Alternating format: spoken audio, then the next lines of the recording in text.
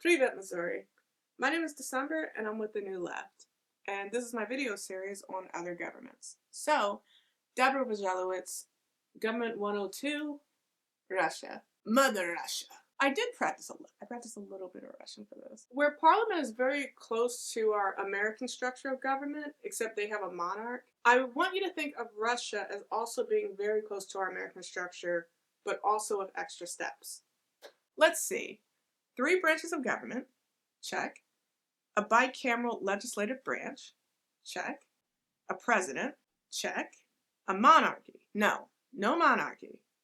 But a prime minister, check. Separation of powers?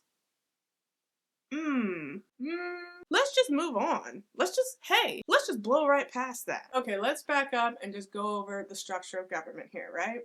The government of Russia is called the Russian Federation, all right? It's not communism. It's not the Soviet Union, okay? They're just a capitalist government like America. Check.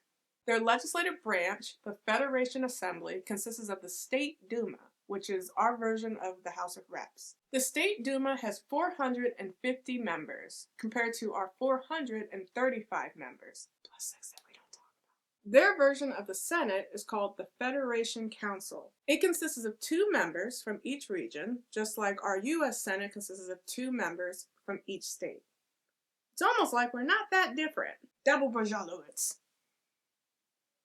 Oh, but the executive branch is something to behold. It's made up of 2 positions, the president and the prime minister. I'm not gonna get too deep into the specifics, but pretty much they co-run the nation, right? The key takeaways is that the president is elected and the prime minister is not. This is super important. Think of the president as big picture.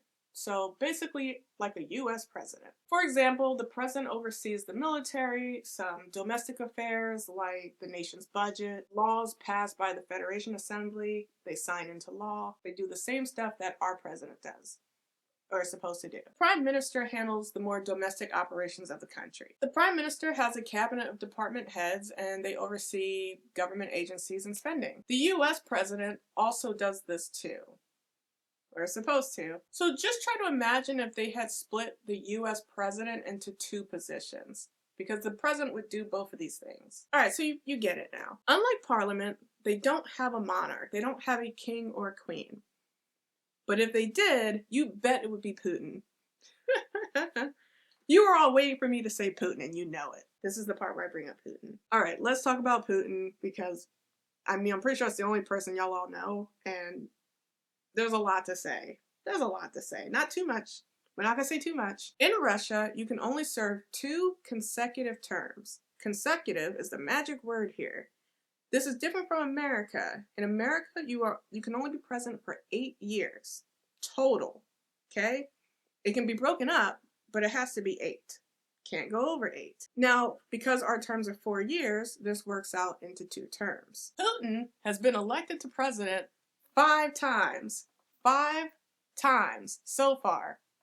As of the recording of this video, follow me on this. After his first 8 years as president, which is 2 consecutive terms, he was appointed by President Medvedev to be the prime minister. What a coincidence. I'm gonna just keep reading. He serves 4 years as prime minister before he's elected back as president. After he becomes president again, the law is changed to 6-year terms instead of 4. I'm gonna just keep reading here. I can't write this.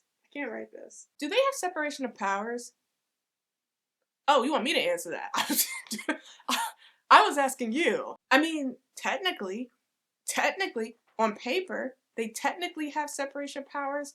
On paper, it's technically on paper. Vladimir Putin consolidated power over the other branches. He has the power to appoint judges, for example, to veto bills, to dissolve the State Duma, get rid of the House of Representatives if he feels like it. He can appoint up to 10% of the members of the Federal Council. 10%. He can just pick them. People who run against him just happen to die. That's not a real power. But isn't it though? Oh, and let's not forget he had the Constitution changed that he can stay president until 2036.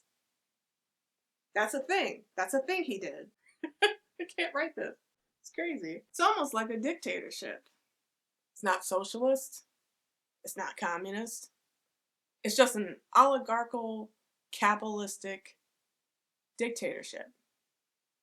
Like America. Check. Thanks for watching. I'm December, and welcome to The New Left. You can keep watching at thenewleftparty.com.